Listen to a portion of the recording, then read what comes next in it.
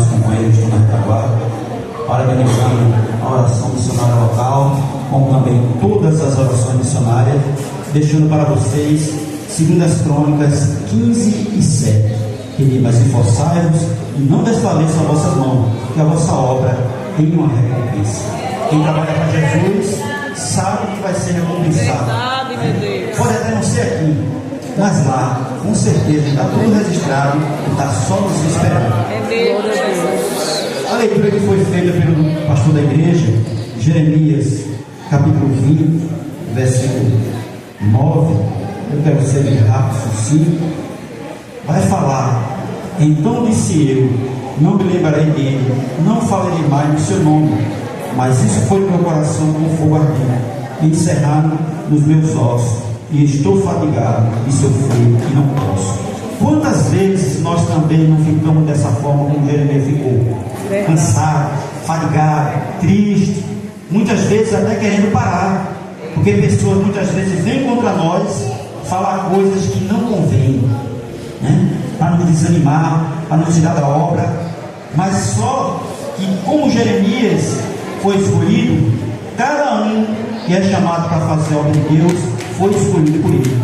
Não está aleatório, porque Deus, ele sabe quem chama. Quando ele escolheu o discípulo dele, foi o que ele disse. Antes de ir embora, ele disse: no mundo tereis aflições, mas eles também têm bom ânimo. Eu venci, e com ele nós venceremos. Nós sempre vamos passar por problema. Jeremias estava aqui tão triste que lá no versículo 14 do mesmo capítulo 20, ele vai dizer: maldito o dia em que nasci, o dia em que minha mãe me deu a luz, não seja bendito, porque ele estava triste. E nós muitas vezes estamos fazendo a obra e muitas vezes não vemos resultado. Aí nós ficamos tristes. A irmã falou aqui anteriormente que o grupo de oração missionária é esse batalhão que está aí, as irmãs, poucas irmãs. Mas quando foi que você viu Jesus orando com multidão? Não vemos. Multidão ela não ora. Multidão ela só quer bênção. Multidão ela só quer pão. Multidão só quer peixe. Jesus orava só. Muitas vezes ele quer chamar somente eu e você para orar.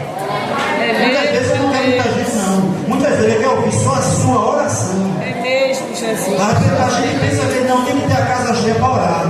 Não é assim não. Que Jesus orava só. Quando ele chamou o discípulo para orar com ele, nenhum deles conseguiu. Nenhuma hora conseguiram ficar com ele. Porque ele quer ouvir, é a minha e a sua. Então, tempo de oração, ele sempre é pouco. E não é muito. Porque o crente ele só quer orar quando está em dificuldade. Mas quando ele está na bonança, ele se esquece da oração. É mesmo, Jesus. E é assim que acontece no nosso dia de hoje. Você chega no culto de oração pela manhã, o ciclo de oração está vazio. Não tem ninguém, muitas vezes só está dirigente, avisa. E algumas irmãs da comissão. Mas o povo não quer orar. Mas quando passa por um problema, aí corre para os pés da oração. Jeremias estava aqui triste, porque o povo estava ali, olha, só vivendo em desordem. E ele pregando, e não estava vendo o resultado. Mas só que a gente tem que fazer a nossa parte como ele fez. Pregar. Continuar a pregar. Falar para esse mundo que está aí, que para ele chegar no céu, primeiro Jesus. Sem Jesus não tem perdão de pecado, sem Jesus não tem nome escrito da vida, sem Jesus não tem eternidade, e sem Jesus não tem novo nome. O homem tem que entender, para ele chegar no céu, primeiro tem que aceitar Jesus. Por mais bom que seja aqui na terra, a bondade dele não leva para o céu, só quem leva é Jesus. E Jeremias estava ali, olha, passando por problema, passando por dificuldade, mas ele disse: eu não posso me calar, eu tenho que continuar pregando. E é isso que a gente deve fazer, continuar pregando, mesmo na dificuldade, porque nós temos um Deus que cuida de nós e vela por nós. Eu me lembro que quando eu fiquei sabendo do meu diagnóstico de hernia de disco, 2 hernias de disco, hernia de cervical, que comprimiu a minha medula, e o médico disse assim: você só tem 2 opções, cadeira de roda ou cirurgia. Saiu eu e a Adriana do consultório, e agora o que é que a gente vai fazer? A gente volta, entregando a ele os papéis autorizados. Quando chegou lá, o médico disse: ainda tem um problema. Eu disse: qual é? O plano de saúde não está liberando os tecidos para colocar no seu pescoço. A gente vai abrir o seu pescoço e tirar as hernias disso. E agora, o que é que vai fazer? Quando a gente sai na rua, fica um olhando para a cara do outro: o que é que a gente vai fazer agora? A única coisa que a gente vai fazer é falar do que pode.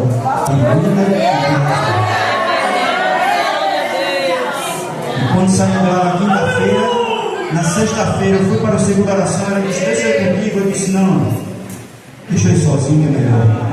Eu sou muito conhecido, o povo vai querer conversar. E eu fui sozinho. Chegou lá, o povo está de joelho.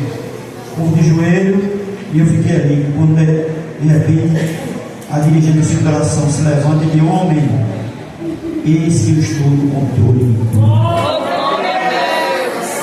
E a gente volta para fazer a cirurgia. Quando chega lá, a cirurgia foi excelente, porque Jesus estava no controle dele, ele se prepara. E quando ele passa no corredor, ela pergunta a ele, doutor, como foi a cirurgia? Ele olhou para ela e disse, ele não acredita não, mas ele olhou para ela e disse, você orou? Ela disse, eu orei. Então Jesus fez a parte dele e eu fiz a minha. Porque Jesus é assim. Ele está bom. Não adianta querer ser bom, não adianta querer parecer ser bom, porque por só Jesus. Se nós estamos aqui em pé hoje, eu estou aqui em pé hoje andando, é a misericórdia dele na minha e na tua vida. E nós não podemos ficar calados. Nós temos que sempre estar proclamando esse Jesus. O Jesus que foi, que veio, mas a qualquer momento estará voltando. Lá no livro de Jó, no capítulo 19, Jó 19, versículo 25.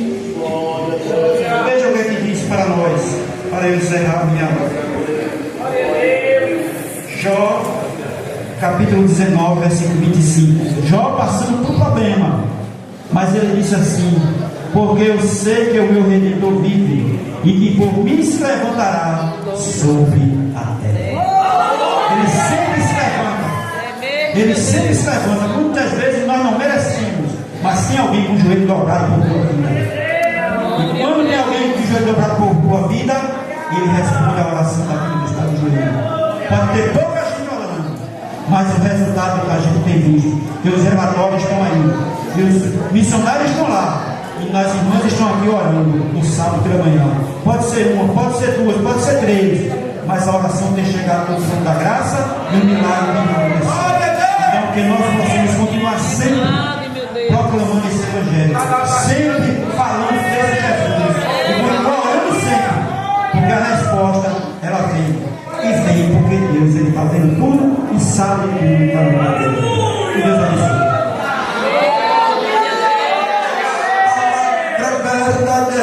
Verdadeira, por isso espera a vida inteira.